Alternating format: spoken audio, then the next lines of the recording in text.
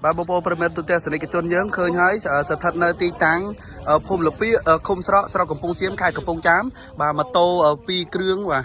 mà tô bay krương cứ tây pi krương cứ nó so mà krương nó cứ bay tại chợ kiêng mục hay nâng cả thoại tí tế bố bố premier chương bà complete chui xe mà nẹt muối đấy một con dương ở so mà người ta năm nhau thôi người ta ba bo miền ca nó cũng bị giặt một con premier chương khơi như này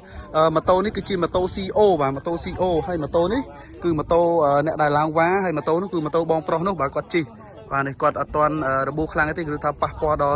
จะมองมันติ๊กได้บางบริมายังเคยนั่นหนูvà này mà tô đấy cứ mà tô CO này khơi mũ CO em khé bางบริมายังนี่đâyหลังติ๊กมอดแต่มาดองคือใบเครื่องบกใบเครื่องนี่vàบองปลอกquạtในข้างแสเวียกquạtใบไปแจกปราบยังไม่ง่ายป่ะบางบริยังเคยยังป่ะบองเชิญปีนาตนาไปนะบองเชิญตนาไปที่สปีดtừกรองบงจามវិញទៅกรองវិញទៅធ្វើការវិញស្អែកធ្វើការវិញណាបងណាបាទវាមកជួបគ្រោះថ្នាក់ការចរហ្នឹងបាទអូ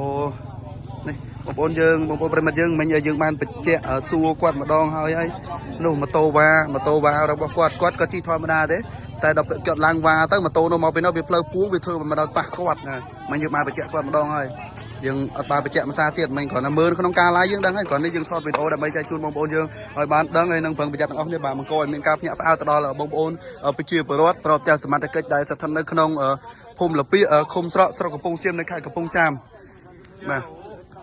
បងប្អូនយើងឃើញទេបាទម៉ូតូនេះខ្ទេចឥឡូវខ្ញុំសូមបញ្ជាក់ស្លាកលេខម៉ូតូតិចណាស្លាកលេខម៉ូតូគឺ 1H បាទ36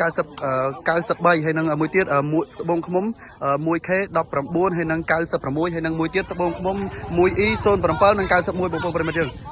បាទអរគុណណាស់បងប្អូនយើងដែលកំពុងតាមដាននៅទស្សនារកការផ្សាយរបស់អង្គភាពនេសាព័ត៌មាន SBR ពីខ្ញុំបានសុធីក៏សូមអរគុណនិងសូមគោរពលា